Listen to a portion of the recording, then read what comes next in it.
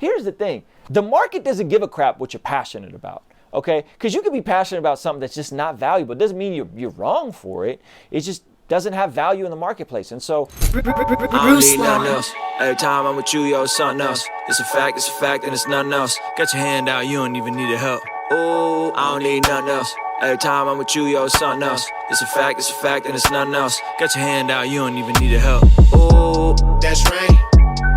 I don't need nothing else. That's right. Kingstream Entertainment. if you guys do or don't know, my name is Ruslan, hip-hop artist, creative entrepreneur. I've been a full-time creative entrepreneur for the past 5 years. Living in San Diego, California.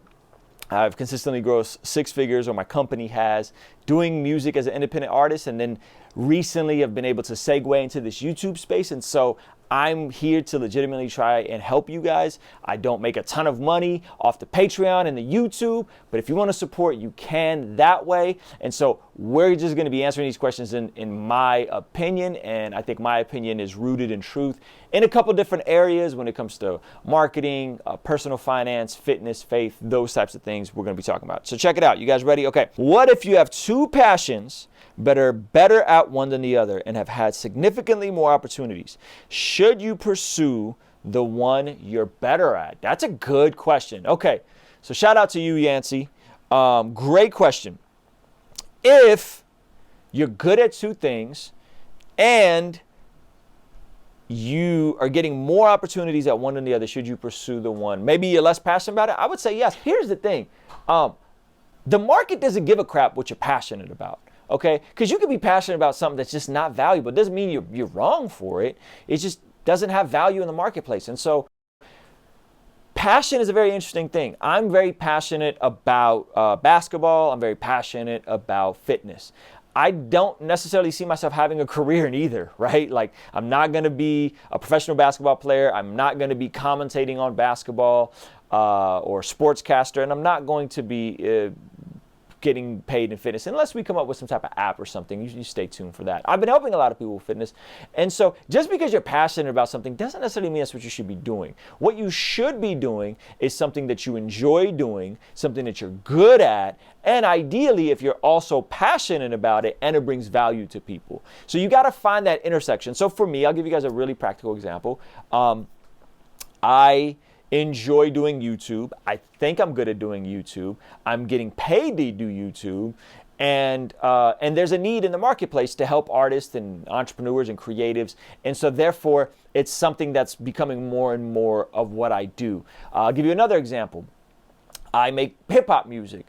Now, I've been doing this circuit called NACA, which is great. And I get to do shows at colleges all over the country. But here's the deal. I am not getting a bunch of bookings as a rapper, right? And I make really good money doing these college shows through this circuit called NACA. You can look into it if you want to.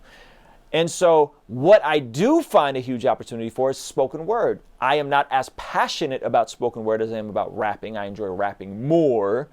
But guess what? I'm going to write a bunch of new poems. They're going to be fire. I'm going to submit to NACA. And I'm going to go do a bunch of dope shows and make a buttload of money, because that's the need and that's how I could add value in that specific marketplace.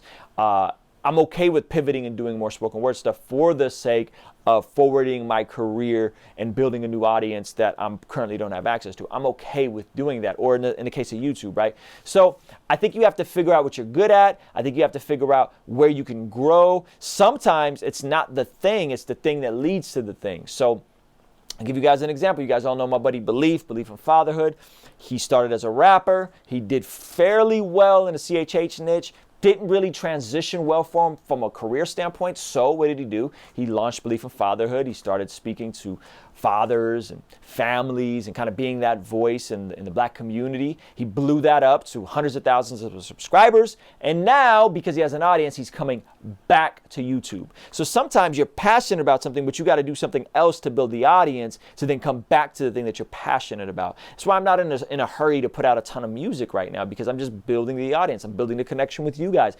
Why am I doing this series on questions? Because I actually want to know some of the things you guys have questions about, and who am I speaking to, and who's really paying attention. I'm adding value, I'm helping, I'm doing that. And then maybe when the platform's big enough, when the bag's big enough, I get afforded the opportunity to put out a ton of music or drop a song a week or whatever that thing is. That's what Belief is doing now. He's doing a song a week. And now he's in a position where he has a team that he could pay, he could take care of people, he could put people on, and everything is easier once you already have an audience and you already have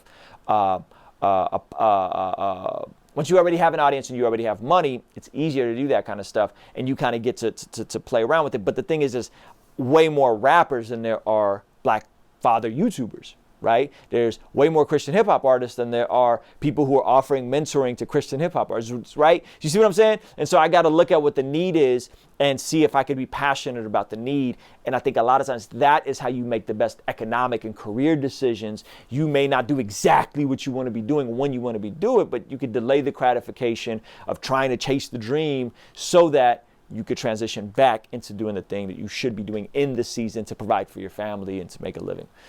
That was a good answer. Goodness.